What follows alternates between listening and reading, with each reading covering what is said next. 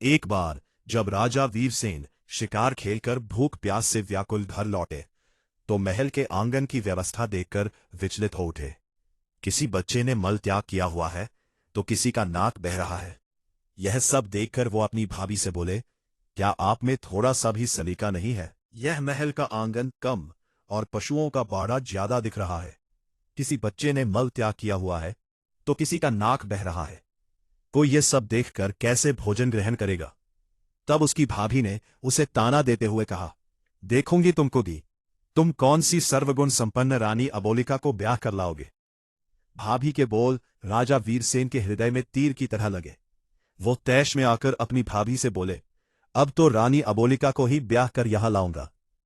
इतना कहकर राजा वीरसेन बिना भोजन ग्रहण किए ही वापस मुड़ गए और चल पड़े रानी अबोलिका के राज्य की तरफ।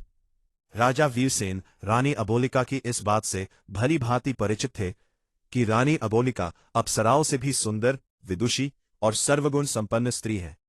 बड़े से बड़े राजा महाराजा, चक्रवर्ती सम्राट तक उससे विवाह करना चाहते थे, किंतु रानी अबोलिका की शर्त थी कि जो कोई भी उसकी चुप्पी को तोड़कर रात के 4 पहरों में उसको 4 बार बुलवा देगा, वो उसी के साथ विवाह करेगी। जो भी राजा या राजकुमार ऐसा करने में असमर्थ होता, उसे रानी की कैद में रहने की सजा हो जाती। अब तक कोई भी राजा या राजकुमार 4 बार तो क्या, 1 बार भी रानी को नहीं बुलवा सका था। 111 राजा व राजकुमार रानी को बुलवाने का यह असफल प्रयास कर चुके थे, जो अब उनकी कैद में पड़े थे। रानी अबोलिका ने अपने महल के सामने एक बड़ा ढोल रखवा रखा था। जो कोई भी राजा या राजकुमार रानी से विवाह करने का इच्छुक होता, उसे डंके की चोट मार उस ढोल को बजाकर आगाज करना होता था। राजा वीरसेन ने चलते चलते एक योजना बनाई। उनके पास 4 ऐसे अदृश्य वीर थे जो उनके हर हुक्म को मानते थे। राजा वीरसेन उन वीरों के साथ शाम होने से पहले ही रानी अबोलिका के महल के सामने पहुंच गए और डंका उठाकर जोर से ढोल पर मारा। ढोल की आवाज सुनकर रानी ने अपने सेवकों को आदेश दिया, ढोल बजाने वाले को आदर सहित अतिथि गृह में ले जाओ और उचित सत्कार करो। रात का पहला पहर शुरू होने से पहले ही रानी अबोलिका 16 श्रृंगार कर अपने महल में पलंग पर बैठ गई और सेवकों को आदेश दिया कि राजा वीरसेन को उनके समक्ष लाया जाए। राजा वीरसेन सेवकों के आग्रह पर रानी अबोलिका के महल में आ गए और अपनी योजना के अनुसार अपने 4 अदृश्य वीरों को उनके अति सूक्ष्म रूप में अलग अलग स्थानों पर बैठा दिया। इसी क्रम में एक को रानी के पलंग के पास, दूसरे को रानी के मटके के पास, तीसरे को रानी की खिड़की के पास और चौथे को रानी के हार के पास बैठा दिया, और वह खुद भी रानी के समक्ष एक काठ की कुर्सी पर बैठ गए। उन्होंने रानी से बातचीत करने का प्रयास किया, पर रानी अबोलिका ने कोई जवाब नहीं दिया। वह तो उनके सामने ऐसे बैठ गई जैसे कोई पत्थर की मूर्ति हो। तब राजा वीरसेन ने रानी के पलंग की तरफ देखते हुए कहा, अरे भाई, रानी के पलंग, रानी तो बोलेगी नहीं, अब तू ही कहे कुछ बात जिससे कटे रात। राजा की बात सुन रानी के पलंग पर बैठा उसका वीर बोला, महाराज, मेरे में इतना दिमाग कहाँ कि आपको कुछ कहे सुनाओ। हाँ, अगर आप कुछ सुनाएंगे तो हुंकारा जरूर भर दूंगा। राजा वीरसेन बोले, ठीक है, तो फिर सुनो। एक राजा के लड़के की दोस्ती एक बनिए के लड़के के साथ हो गई। बाल्यावस्था से ही दोनों साथ रहने लगे, साथ शिक्षा ग्रहण करते, साथ खेलते कूदते। दोनों की मित्रता इतनी गाढ़ी हो गई कि दोनों एक दूसरे के बिना रह नहीं पाते। समय बीता, दोनों जवान हो गए। एक दिन बनिए के लड़के को उसके पिता ने कहा, बेटा, अब तुम युवा अवस्था में आ गए हो, ज्यादा दिनों तक बहू को मायके में रहना ठीक नहीं। तुम अपने ससुराल जाओ और अपनी पत्नी को ले आओ। पुराने समय में छोटी उम्र में ही बच्चों की शादियां कर दी जाती थी। जब लड़का लड़की जवान हो जाते तब लड़का लड़की को अपने घर ले आता। बनिए के लड़के ने कहा, पिताजी, मैं अपने मित्र राजकुमार जयंत को भी अपने साथ लेकर जाना चाहता हूं। हमने एक दूसरे से वादा किया है कि हम दोनों एक दूसरे के बगैर कहीं नहीं जाएंगे। बनिया बोला, बेटा, मुझे तो कोई परेशानी नहीं, लेकिन ध्यान रखना, तुम्हारी ससुराल में राजकुमार की खातिरदारी उसकी प्रतिष्ठा के अनुरूप ही हो। बनिए का लड़का चंद्रशेखर अपने पिता से आगे वाले राजकुमार के साथ अपनी ससुराल की तरफ चल पड़ा, पर मन ही मन उसे पिता की कही हुई बात खाए जा रही थी कि राजकुमार की खातिरदारी उसकी प्रतिष्ठा के अनुरूप न हुई तो कहीं उसे बुरा न लग जाए। रास्ते में एक देवी का मंदिर पड़ता था। मान्यता थी कि वहां जो कोई कुछ भी मांगता उसकी मुराद पूरी हो जाती। बनिया और राजकुमार भी जब मंदिर के सामने पहुंचे तो वे भी मंदिर में देवी दर्शन के लिए चले गए। चंद्रशेखर ने मन ही मन हाथ जोड़ देवी से प्रार्थना की, हे देवी, मेरे लिए मेरे मित्र से बढ़कर कुछ भी नहीं है। मेरी ससुराल में उसकी आतिथ्य उसकी प्रतिष्ठा के अनुरूप ही हुई, तो वापस लौटते समय मैं आपको अपना सिर भेंट कर दूंगा। दोनों चल पड़े और कुछ समय की यात्रा के बाद चंद्रशेखर यानी बनिए के लड़के की ससुराल पहुंच गए। चंद्रशेखर का ससुर अपने शहर का बहुत बड़ा जाना माना साहूकार था। उनके पास किसी चीज की कोई कमी नहीं थी। उन्होंने अपने दामाद और उसके मित्र की खूब अच्छे से खातिरदारी की और 15 दिनों तक उन्हें जाने नहीं दिया तथा बड़े मान सम्मान के साथ उनकी आतिथ्य की, जिससे चंद्रशेखर और राजकुमार बहुत प्रभावित हुए। 16वें दिन चंद्रशेखर के बहुत कहने पर उन्होंने बड़े आदर सत्कार सहित अपनी बेटी के साथ उनको विदा कर दिया। रास्ते में राजकुमार ने अपने मित्र के आगे उसके ससुराल वालों की बड़ी प्रशंसा की। चलते चलते जब वे देवी के मंदिर के सामने पहुंचे तो बनिए का लड़का अपनी पत्नी और मित्र को थोड़ी देर रुकने के लिए कहा, मंदिर के अंदर चला गया और अपनी प्रतिज्ञा अनुसार उसने अपना सिर काटकर देवी के चरणों में अर्पित कर दिया। जब बहुत देर तक वह नहीं आया तो राजकुमार जयंत उसे देखने के लिए मंदिर गया। उसका कटा हुआ सिर देखकर उसके पैरों नीचे से जमीन खिसक गई। सोचा, अगर मित्र ही जिंदा नहीं रहा तो मैं जीकर क्या करूंगा। उसने भी अपना सिर कलम कर लिया। उधर जब नवविवाहिता चंद्रकला को बहुत देर इंतजार करते हो गया तो वह भी किसी अनहोनी की आशंका से मंदिर के अंदर गई। जब उसने वहां का नजारा देखा तो उसके होश उड़ गए। उसकी जोरदार चीख से वातावरण दहल उठा। रोते हुए वह देवी के सामने बोली, हे मां, ये क्या अनर्थ हो गया। अपने पति के बिना मैं ससुराल जाकर क्या करूंगी। सब मुझे ही अभागिन कहे मेरे ऊपर लांछन लगाएंगे। अब मेरे जीने का भी कोई मतलब नहीं रह गया। चंद्रकला ने खुद को मारने के लिए जैसे ही तलवार उठाई तभी देवी मां प्रकट हुई और उसका हाथ पकड़ते हुए उसे ऐसा करने से रोक दिया। तब चंद्रकला बोली, हे देवी मां, मेरे पति और उनके मित्र की बलि तो आप ले ही चुकी हो। इन दोनों को तो आपने अपना बलिदान देने से नहीं रोका। मेरी भी बलि ले लीजिए। और वैसे भी मैं अपने पति के बगैर जीकर करूंगी भी क्या। देवी मां बोली, मैं तुम्हारे पति की भक्ति, राजकुमार जयंत की दोस्ती और तुम्हारी अपने पति के प्रति निष्ठा और प्रेम देखकर बहुत प्रसन्न हूं। इसलिए मैं तुम्हारे पति और राजकुमार दोनों को जीवन दान देना चाहती हूं। तुम ऐसा करो, दोनों के शीश उनके धड़ के ऊपर ज्यों के त्यों रख दो। मैं उन्हें पुनर्जीवित कर दूंगी। चंद्रकला ने जल्दी जल्दी से उन दोनों के सिर उठाए और उनके धड़ों के ऊपर रख दिए। देवी मां ने अपना हाथ उठाकर एक दिव्य प्रकाश की किरण छोड़ी और दोनों जीवित हो गए। उनको जीवित करने के बाद देवी मां अंतर्धान हो गई। लेकिन जल्दबाजी में चंद्रकला से एक गड़बड़ हो गई। उसने अपने पति का सिर राजकुमार के धड़ के ऊपर रख दिया और राजकुमार का सिर उसके पति के धड़ पर। राजा वीरसेन रानी के पलंग से बोले, रानी के पलंग, बताओ अब चंद्रकला किसकी पत्नी हुई, बनिए के लड़के चंद्रशेखर के धड़ वाले की या फिर उसके शीश वाले की। रानी का पलंग बोला, महाराज, मेरे अंदर इतना दिमाग कहाँ कि मैं आपकी एक गुत्थी सुलझा पाऊं। मैं तो यहां पड़ा रहता हूं एक तरफ। ना कभी रानी मुझे झाड़कती है ना कभी बिछाती है। मेरे ऊपर तो धूल जमी रहती है। ये सुन रानी अबोलिका गुस्से से बोली, रे पलंग, तेरी ये मजाल, हर रोज तुझे अच्छे से झाड़काऊं, हर रोज तेरे ऊपर नई चद्दर बिछाऊं। तू मुझसे तो कभी बात करता नहीं और परदेसियों के साथ तू मेरी झूठी बुराई करता है। सुबह होने दे, तेरे 18 टुकड़े ना करवाए तो कहना। फिर रानी राजा वीरसेन से बोली, आपके न्याय के बहुत चर्चे सुने हैं, आप ही बताओ चंद्रकला किसकी हुई। तब राजा वीरसेन बोले, हे रानी, चंद्रकला उसके पति के सिर वाले की हुई। रानी के बोलते ही राजा वीरसेन बोले, मार रे ढोल या ढोल का डंका। रानी अबोलिका एक बार बोली। ढोल वाले ने तेजी से ढोल पर डंका दे मारा। डंके की आवाज सुन जेल में पड़े रानी के कैदी भी खुश हो गए। आपस में फुसफुसाने लगे, लगता है आया है कोई मालिक का नेक बंदा, जो रानी अबोलिका को 4 बार बुलवाकर हमें भी इस कैद से आजाद करवा देगा। रानी फिर से एक पत्थर की मूर्ति की तरह चुपचाप बैठ गईं। राजा वीरसेन रानी के मटके के ऊपर रखे वीर से बोले, भाई रानी के मटके, रात का एक पहर तो रानी के पलंग ने कटवा दिया, अब तुम भी कुछ कह सुनाओ, ऐसे वो यह रात कटेगी नहीं। तब रानी के मटके के ऊपर रखा हुआ वीर बोला, महाराज, मेरे अंदर इतनी बुद्धि कहाँ कि मैं आपको कुछ कह सुनाऊं। हाँ, आप कुछ कहेंगे तो हुंकारा जरूर भर दूंगा।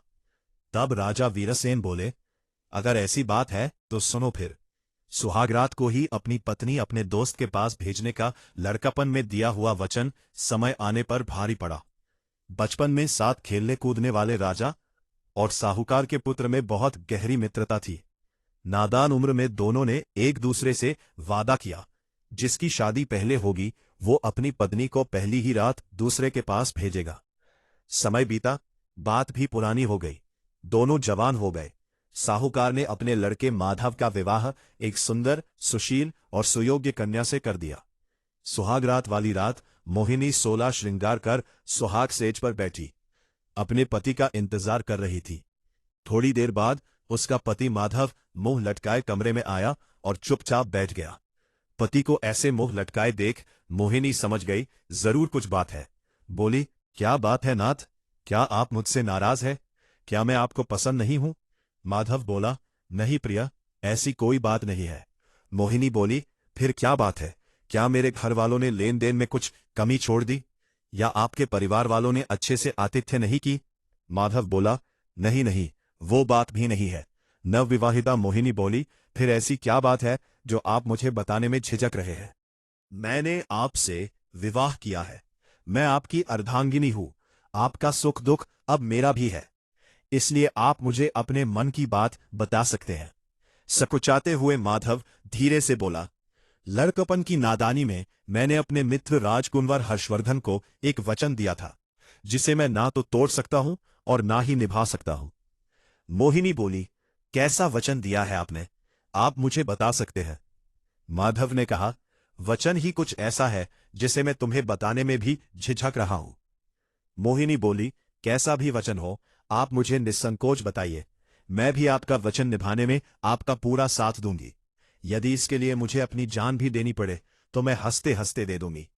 माधव बोला, हम दोनों मित्रों ने एक दूसरे को वचन दिया था कि जिसकी भी शादी पहले होगी वो सुहागरात वाले दिन अपनी पत्नी को अपने मित्र के पास भेजेगा। अब यदि मैं वचन को तोड़ता हूं तो दोस्त के साथ दगा होगा, और निभाता हूं तो तुम्हारी लाज जाती है, जिसको बचाने का मैंने तुम्हें वचन दिया है। मोहिनी सारी बात सुन कुछ देर सोच में पड़ गई, फिर बोली, हे नाथ, आप किसी बात की चिंता मत कीजिए, आप बस मुझे आज्ञा दीजिए, मैं आपका वचन भी निभा लूंगी और अपना धर्म भी बचा लूंगी। अपनी पत्नी मोहिनी की बात से माधव के मन का बोझ कुछ हल्का हुआ। उसने मोहिनी को राजकुमार हर्षवर्धन के पास जाने की आज्ञा दे दी।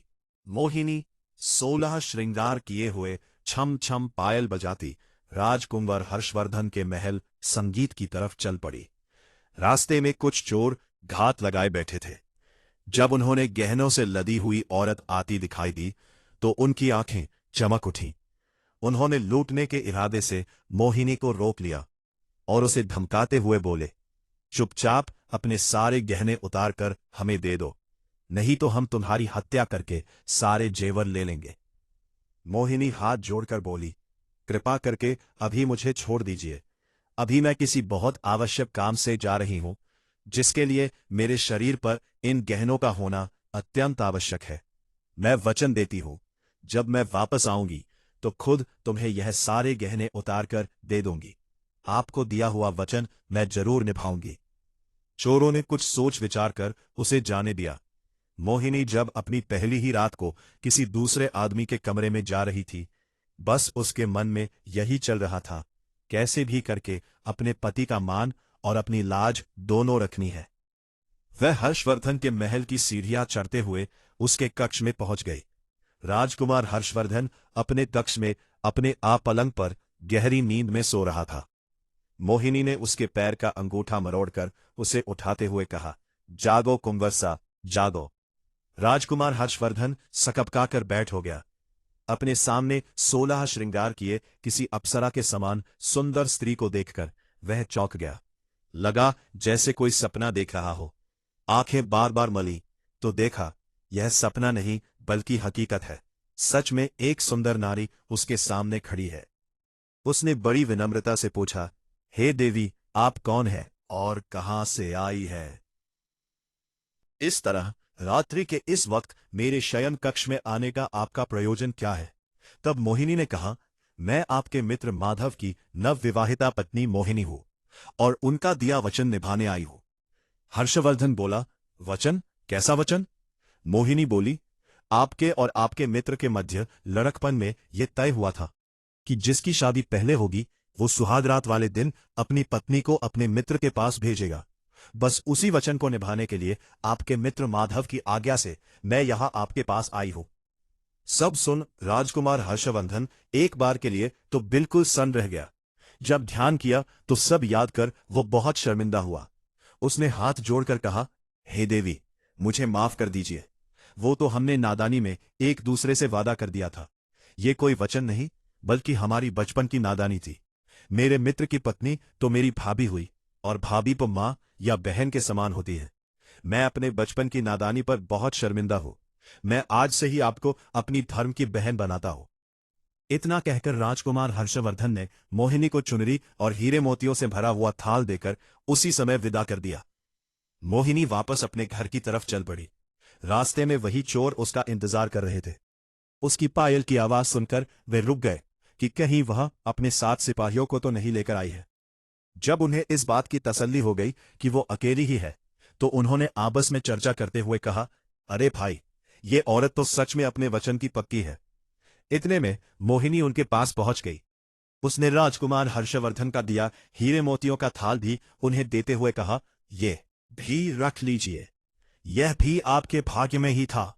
रुकिए, मैं अभी अपने सारे गहने उतारकर आपको देती हूं। इतना कहकर वो अपने गहने उतारने लगी। चोरों के आश्चर्य की सीमा नहीं थी। उन्होंने उसे रोकते हुए कहा, जरा रुको, पहले तुम हमें यह बताओ कि तुम कहां गई थीं और ये हीरे मोतियों से भरा हुआ थाल तुम्हें कहां से मिला? तब मोहिनी ने उनको अपनी पूरी कहानी विस्तार से बताई। सारी बात सुनने के पश्चात चोरों ने हाथ जोड़ते हुए कहा, हे देवी, आप धन्य है जो अपनी लाज की चिंता न करके अपने पति का मान बचाने के लिए इतना बड़ा कदम उठाया। आप जैसी चरित्रवान स्त्री को तो हम भी अपनी बहन बनाना चाहते हैं। क्या आप हम जैसे पापियों को अपने भाई के रूप में स्वीकार करने का सम्मान देंगी? मोहिनी की स्वीकृति मिलने पर चोरों ने उसे हीरे जवाहरात से भरा हुआ थाल वापस कर दिया और साथ में लूटा हुआ धन भी दे दिया तथा सम्मानपूर्वक उसे उसके घर तक पहुंचा दिया। इतनी कहानी कहकर राजा वीरसेन रानी के मटके से बोले, बताओ रानी के मटके, किसका त्याग बड़ा है, चोरों का या राजकुमार का? मटके के ऊपर रखा हुआ वीर बोला, महाराज, मेरे अंदर इतनी बुद्धि कहाँ कि मैं आपको यह बता सकूं कि किसका त्याग बड़ा या छोटा है। मैं तो एक साधारण सा मटका हूं जो ऐसे ही किसी कोने में पड़ा रहता है। ना तो मुझसे कोई पानी पीता है, ना कोई सफाई करता है और ना ही कोई मेरा नीर बदलता है। तो महाराज मुझे माफ करें, मैं आपकी यह पहेली नहीं सुलझा पाऊंगा। मटके की बात सुन रानी अबोलिका गुस्से से तिलमिला उठी और बोली, रे मटके, तेरी यह मजाल। हर रोज तेरी सफाई करूं, हर रोज तेरा नीर बदलूं। तू मुझसे तो कभी बात करता नहीं और परदेसियों के साथ तू मेरी झूठी बुराई करता है। सुबह होने दे, तेरे 18 टुकड़े ना करवाए तो कहना। फिर रानी राजा वीरसेन से बोली, आपके तो न्याय के बहुत चर्चे सुने हैं, आप ही बताओ किसका त्याग बड़ा है? वीरसेन बोले, हे रानी, राजकुमार हर्षवर्धन तो एक राजा के पुत्र थे। उनके पास किसी चीज की कमी नहीं थी, ना धन की ना औरत की। एक थाल देने से उसका भला क्या कम होगा? पर चोरों ने ना केवल मोहिनी को लूटने से छोड़ दिया बल्कि साथ साथ अपना लूटा हुआ सर्वस्व धन भी उसे दे दिया। तो चोरों का त्याग राजकुमार हर्षवर्धन से बड़ा था। राजा वीरसेन की बात से पूरी तरह से सहमत हो रानी एक बार फिर से सतर्क होकर बैठ गई। राजा वीरसेन ने मुस्कुराते हुए कहा, मार रे घोलिया ढोल को डंका। रानी अबोलिका दूसरी बार बोली। ढोल वाले ने तेजी से ढोल पर डंका दे मारा। रात के दूसरे पहर में दूसरी बार डंके की आवाज सुन जेल में पड़े रानी के कैदियों की खुशी का कोई ठिकाना नहीं था। उन्हें पक्का विश्वास हो गया था कि जो भी नेक आदमी अब की बार रानी के समक्ष बैठा है वो रानी को 4 बार बुलवा देगा और हमारी भी कैद छूट जाएगी। राजा वीरसेन रानी की खिड़की के ऊपर रखे वीर से बोले, हे रानी की खिड़की, रात के 2 पहर तो रानी के पलंग और मटके ने कटवा दिए, अब तुम भी कुछ कह सुनाओ, ऐसे तो यह रात कटेगी नहीं। तब रानी की खिड़की के ऊपर रखा हुआ वीर बोला, महाराज, मेरे अंदर इतनी बुद्धि कहा कि मैं आपको कुछ कह सुनाऊं। हाँ, आप कुछ कहेंगे तो हुंकारा जरूर भर दूंगा। तब राजा वीरसेन बोले, अगर ऐसी बात है तो सुनो फिर। एक ठाकुर और एक साहूकार के लड़के में तगड़ी यारी थी। दोनों बाल्यावस्था से ही साथ रहे। दोनों का विवाह बचपन में ही हो चुका था, लेकिन पत्नी दोनों की अपने मायके में ही थी। जवान होने पर दोनों एक साथ अपनी अपनी पत्नी को लाने के लिए रवाना हुए। साहूकार के लड़के गंगाधर ने अपने साथ अपने नाई को भी ले लिया। काफी दूर तक साथ चलने के बाद वे एक ऐसी जगह पर पहुंच गए जहां से उन दोनों के ससुराल जाने का रास्ता अलग अलग था। साहूकार के लड़के गंगाधर और ठाकुर के लड़के विष्णुदत्त ने एक दूसरे को कहा, जो भी यहां पहले पहुंच गया वो दूसरे का इंतजार करेगा। इतना कहे दोनों मित्रों ने एक दूसरे से विदाई ली। कुछ समय बाद ही गंगाधर अपने नाई के साथ अपनी ससुराल पहुंच गया। ससुराल वालों ने जब दामाद के साथ नाई को भी देखा तो एक बूढ़ी महिला ने बाकियों को सलाह दी कि इस नाई की भी अच्छी खातिरदारी करना। ये जब अपने गांव जाएगा तो हमारी तारीफ करेगा और हमारी बेटी का मान सम्मान बढ़ जाएगा। इसी सोच के साथ उन्होंने अपने दामाद से भी ज्यादा उस नाई के लड़के की खातिरदारी की। खाना खिलाना हो या बिस्तर लगाना हो या फिर पंखा लगाना, हर जगह उन्होंने पहले उस नाई के लड़के की पूछ की। ये बात गंगाधर को खटक गई। उसे अपना वर्चस्व कम होता दिखा तो उसने घर जाने की जल्दी मचा दी। 2-3 दिन के आदर सत्कार के बाद उसके ससुराल वालों ने उन्हें सम्मानपूर्वक घोड़ा गाड़ी देकर उनके साथ अपनी बेटी अंबिका को विदा कर दिया। रास्ते में नाई गंगाधर के ससुराल वालों की तारीफ करते हुए बोले जा रहा था कि उसके ससुराल वालों ने तो अपने दामाद से भी ज्यादा खातिरदारी मेरी की है। नाई की बातों ने आग में घी का काम किया। पहले से ही गुस्से से भरा पड़ा गंगाधर उसकी बात से और तुनक गया। उसने अपनी पत्नी और नाई को वही रास्ते में छोड़ दिया और खुद अकेला ही अपने घर की तरफ निकल पड़ा। उसकी नवविवाहिता पत्नी अंबिका बेचारी ठगी सी उसे देखती रह गई। गंगाधर के जाने के बाद नाई भी मौका देख अपने गांव की राह पकड़ गया। नवविवाहिता अंबिका पर तो जैसे दुखों का पहाड़ टूट पड़ा। दुखी हृदय के साथ उसने हिम्मत कर वापस घर जाने का फैसला किया और घोड़े गाड़ी को घर की तरफ मोड़ दिया। पर होनी को कुछ और ही मंजूर था। वो रास्ता भटककर किसी अन्य नगर में पहुंच गई। नगर में घुसते ही एक मालिन का घर था। अंबिका ने उसे कुछ धन दिया और कुछ दिनों तक उसके साथ रहने के लिए उसे मना लिया। अंबिका मालिन के साथ उसके घर पर ही रहने लगी। वो मालिन वहां के राजा को फूलों की माला बनाकर पहुंचाया करती। अब अंबिका भी इस काम में उसकी मदद करने लगी। मालिन बगीचे से फूल चुन चुन कर लाती और अंबिका उनसे बहुत ही सुंदर और अलग तरह की मालाएं और गुलदस्ते बना देती, जिन्हें मालिन राजमहल तक पहुंचा देती। एक दिन राजा ने मालिन से पूछा, आजकल तुम बहुत सुंदर और मनमोहक कारीगरी के गुलदस्ते और मालाएं बना बनाकर लाती हो। इतनी सुंदर कारीगरी तो तुम नहीं कर सकती, तो ये गुलदस्ते और मालाएं कौन बनाता है? मालिन बोली, महाराज, मेरे घर पर कुछ दिनों से एक स्त्री आकर ठहरी हुई है। वो बहुत ही गुणवान है। वही रोज इतने सुंदर गुलदस्ते और मालाएं बनाती है। मालिन की बात सुन राजा ने मन ही मन सोचा, जो इतनी सुंदर मालाएं और गुलदस्ते बनाती है वह खुद कितनी सुंदर होगी। यह बात मन में आते ही उसके अंदर वासना का खोत पैदा हो गया। 50 साल का वासना से लिप्त राजा मालिन से बोला, तुम अभी अपने घर जाओ और उस स्त्री को मेरे सामने हाजिर करो। मालिन अंबिका के पास गई और उसे राजा भानु प्रताप का हुक्म सुनाया। अंबिका ने यह कहते हुए मना कर दिया कि मेरा राजा के पास क्या काम, पर मालिन थोड़े ही ना राजा के हुक्म को फेर सकती थी। वह कह सुनकर विनती करके अंबिका को राजमहल ले गई। जब राजा ने अंबिका के रूप और सौंदर्य को देखा तो वह उस पर मोहित हो गया।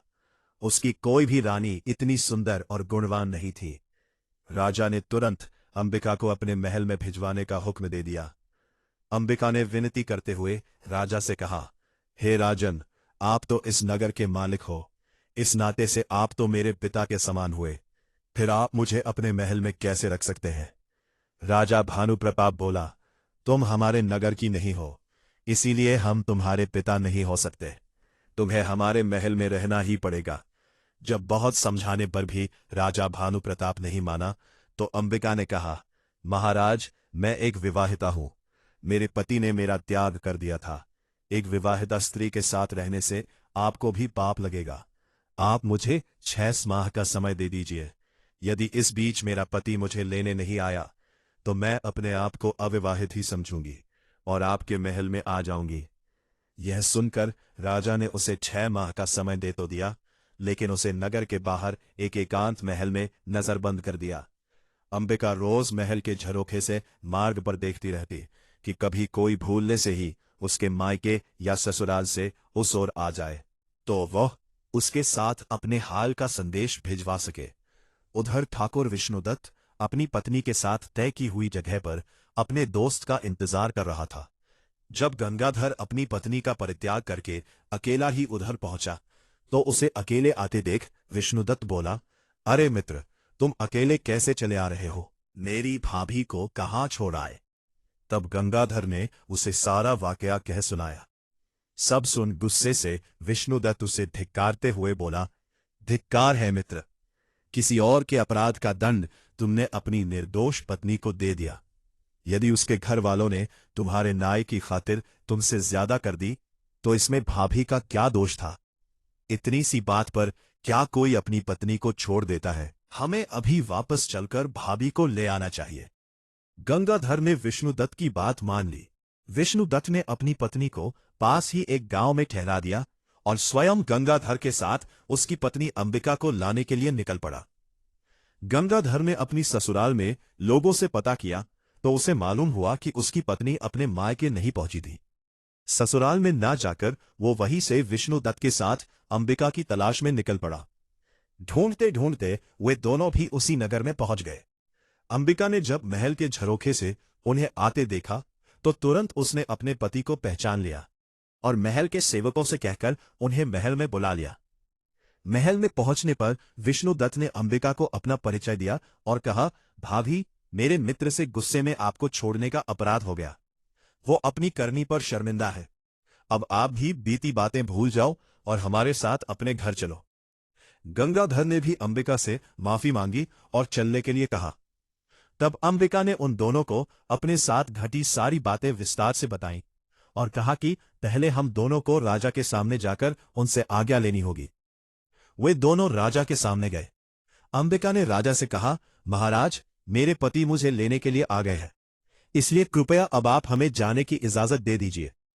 राजा ने भी अपने वचन का पालन करते हुए अंबिका को अपने पति के साथ जाने की अनुमति दे दी। वे तीनों वहां से निकल पड़े। रास्ते में विष्णुदत्त ने अपनी पत्नी गौरी को भी अपने साथ ले लिया और सभी अपने नगर में आकर सुख से रहने लगे। इतनी कहानी कहा, राजा वीरसेन ने अपनी खिड़की में बैठे वीर से कहा, हे रानी की खिड़की, बताओ, गंगाधर और अंबिका में से कौन ज्यादा महान था? खिड़की में बैठा वीर बोला, हे महाराज, मेरे ऊपर तो पता नहीं कितने सालों की धूल जमी हुई है। ना मेरी कभी सफाई होती, ना कभी रंग पुताई। मेरे अंदर इतनी बुद्धि कहाँ कि मैं आपको ये बता सकूं कि कौन ज्यादा महान है और कौन कम। खिड़की में बैठे वीर की बात सुन रानी अबोलिका एक बार फिर से खुद पर काबू ना कर सकी और तमतमाकर बोली, रे खिड़की, तेरी ये मजाल, हर रोज तेरी सफाई करवाऊं, हर 6 माह में तेरे ऊपर नई रंग पुताई करवाऊं। मेरे साथ तो तूने कभी बात की नहीं और परदेसियों के सामने तू मेरी झूठी बुराई करता है। सुबह होने दे, तेरे 18 टुकड़े ना करवाएं तो कहना। फिर राजा वीरसेन से बोली, राजा, ये बताना कौन सा कठिन काम है कि कौन महान है?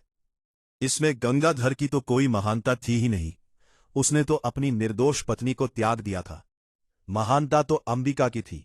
उसके पास रानी बनने का पूरा मौका था, लेकिन फिर भी वो अपने पतिव्रत धर्म पर अड़िग रही और उसने अपना धर्म नहीं छोड़ा। ऐसी स्त्री तो महान ही नहीं बल्कि पूजने लायक है। राजा वीरसेन ने शरारती मुस्कान के साथ रानी की तरफ देखते हुए कहा, आपने बिल्कुल सही कहा रानी, मैं तो आपका कायल हो गया। फिर राजा वीरसेन ने ढोल वाले से कहा, मार रे ढोलिया, ढोल को डंका। रानी अबोले का तीसरी बार बोली। ढोल वाले ने तेजी से ढोल पर डंका दे मारा। तीसरे डंके की आवाज सुन रानी की कैद में पड़े कैदी खुशी से नाचने गाने लगे। उन्हें पूरा यकीन हो चला था कि उनकी आजादी अब बस एक पहर दूर है। इधर रानी अबोलिका भी अब की बार पूरी सजग होकर बैठ गई। उसने मन में निश्चय कर लिया कि अब चाहे कुछ भी हो जाए वो चौथी बार नहीं बोलेगी। वीरसेन बोले, भाई रानी के हार रात के 3 पहर तो बड़े आराम से कट गए। अब तू भी कुछ सुना जिससे ये आखिरी पहर भी कट जाए। रानी का हार बोला, महाराज मेरे अंदर इतनी बुद्धि नहीं कि मैं आपको कुछ कह सुनाऊं।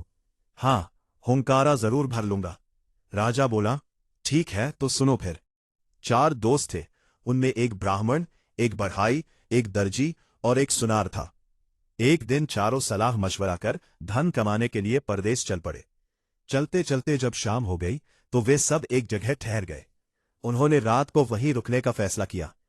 तय हुआ कि इलाका सुनसान होने के कारण रात के 4 पहरों में बारी बारी सब पहरा देंगे। सबसे पहले पहरा देने का नंबर आया बढ़ाई के लड़के का। तीनों सो गए और वो पहरा देने के लिए बैठ गया। बैठे बैठे उसे पास में पड़ा एक बड़ा सा लकड़ी का टुकड़ा दिखाई दिया।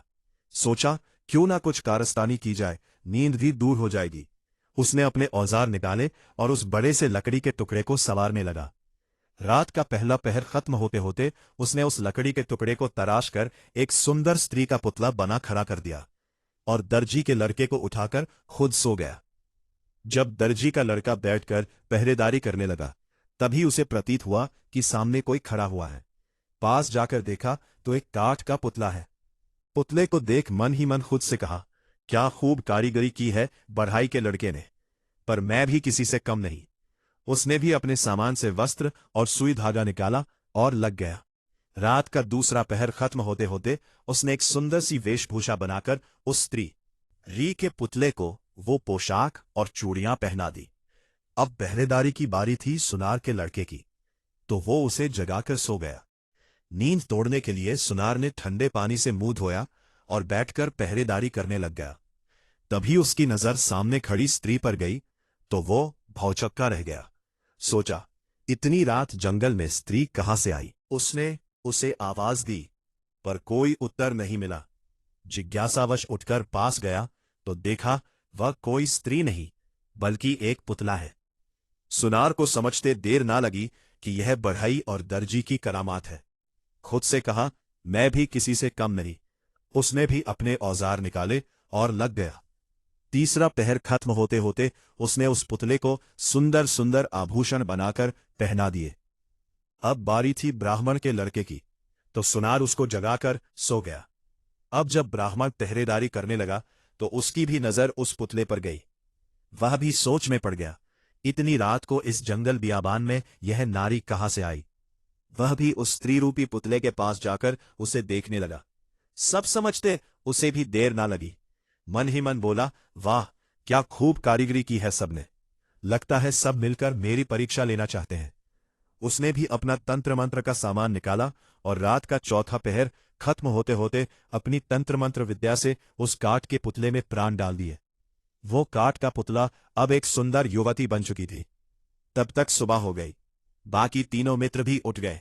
अपने सामने इतनी सुंदर युवती को देखकर उन्होंने जब ब्राह्मण से उसके बारे में पूछा तो उसने सारा किस्सा उनको कह सुनाया और बोला, इस काठ के पुतले में मैंने अपनी मंत्र शक्ति से प्राण डाल दिए, सो अब मैं इसे अपनी पत्नी बनाऊंगा। तब बढ़ई का लड़का बोला, नहीं मित्र, इसे मैंने बनाया है, इसलिए इस पर मेरा अधिकार है, यह मेरी पत्नी बनेगी। दर्जी भी बीच में बोल पड़ा, मैंने इसको इतने सुंदर कपड़े सिलकर पहनाए हैं, इसीलिए इस पर तो मेरा हक है। सुनार का लड़का बोला, ऐसा कैसे हो सकता है, मैंने इसे सुंदर सुंदर आभूषण बनाकर पहनाए है, इसलिए यह मेरी ही पत्नी बनेगी। खूबसूरत नारी के लिए चारों पुरुष आपस में झगड़ा करने लगे। इतनी कहानी सुनाने के बाद राजा वीरसेन ने हार से कहा, बताओ भाई, रानी के हार उस स्त्री पर सबसे ज्यादा हक किसका हुआ? रानी के हार के ऊपर बैठा हुआ वीर बोला, महाराज, मैं तो रानी का एक तुच्छ हार हूं, जिसे रानी ने मन किया तो पहन लिया, नहीं तो फेंक दिया। मेरे अंदर इतनी बुद्धि नहीं कि मैं आपको यह बता सकूं कि उस युवती पर किसका हक ज्यादा है। हार पर बैठे वीर की बात सुन रानी अबोलिका को गुस्सा तो बहुत आया, पर वह अपने गुस्से को पी गई और कुछ भी न बोली। जब वीरसेन ने देखा कि रानी तो कुछ बोली ही नहीं और रात का चौथा पहर खत्म होने में बस कुछ ही समय बाकी है, कुछ सोचते हुए वे बोले, सुनो रानी के हार, उस युवती पर सबसे ज्यादा हक उस ब्राह्मण के लड़के का है, जिसने उस पुतले में प्राण डालकर उसे जीवित किया। राजा की बात सुन रानी के हार पर बैठा वीर तुरंत बोल पड़ा, क्या बात है राजन, क्या खूब न्याय किया है, आपकी तो जय जयकार होनी चाहिए। हार में बैठा वीर बोला, बोलो राजा वीरसेन की जय। बाकी के तीनों वीर भी राजा वीरसेन की जय जयकार करने लगे। राजा वीरसेन की जय, वाह क्या न्याय किया है। इतना सुनते ही गुस्से को दबाए बैठी रानी अबोलिका फट पड़ी और बोली, इस गलत न्याय पर कैसी जय जयकार? राजा वीरसेन, तुम तो बड़े न्यायप्रिय बने फिरते हो, लानत है तुम्हारे ऐसे न्याय पर। पता नहीं तुम्हारा यह न्याय कैसे इस जग में प्रसिद्ध हो गया। यह न्याय पूरी तरह से धर्म विरुद्ध है। आगे रानी अबोलिका बोली, ब्राह्मण ने उस पुतले में प्राण डाले थे, अर्थात एक तरह से उसने उसे जन्म दिया, इस तरह से तो वह उसका पिता हुआ। तो एक पिता अपनी पुत्री से विवाह करे, इससे बड़ा नीच कर्म और क्या हो सकता है। धर्म के अनुसार कोई भी स्त्री केवल उसी की पत्नी हो सकती है जो उसको चूड़ियां पहनाता है, और चूड़ियां दर्जी के लड़के ने पहनाई थी, तो धर्मानुसार वो युवती उसी की पत्नी हुई। रानी की सारी बात सुन राजा वीरसेन ने शरारत से हंसते हुए रानी अबोलिका की तरफ देखते हुए कहा, वाह वाह, बहुत खूब रानी, आपने तो बिल्कुल धर्मोचित न्याय किया है। उस युवती का पति वो दर्जी ही हो सकता है। और माफ करे रानी साहिबा, आप 4 बार बोल चुकी हैं, तो आपका पति तो केवल मैं ही हो सकता हो। अब तो बस चलने की तैयारी करो। राजा वीरसेन की बात सुन रानी अबोलिका ने शर्माकर अपनी आंखें झुका ली। राजा वीरसेन हर्षोत्साह से बोले, मार रे ढोलिया, ढोल को डंका। रानी अबोलिका चौथी बार बोली। ढोलिये ने डंका उठाया, ढोल पर दे मारा। रानी अबोलिका ने वायदे के अनुसार उसकी कैद में बंद सभी राजाओं और राजकुमारों को सम्मान सहित उनका राजपाट लौटाते हुए उनको मुक्त कर दिया। बड़े धूमधाम से रानी अबोलिका की शादी राजा वीरसेन के साथ हो गई। राजा वीरसेन जब रानी अबोलिका को ले उज्जैन नगर पहुंचे, तो उनको ताना देने वाली भाभी ने भी उनको अभिवादन देते हुए कहा, मान गए देवसा, जो आपने कहा था वो कर दिखाया। अगर आपको यह कहानी पसंद आई है तो कृपया हमारे चैनल दर्पण को सब्सक्राइब कर लें और इस कहानी को लाइक और शेयर करें। आप अपनी राय कमेंट बॉक्स में दे सकते हैं, जो हमारी प्रस्तुति को बेहतर करने में सहायक होगा। राधे राधे।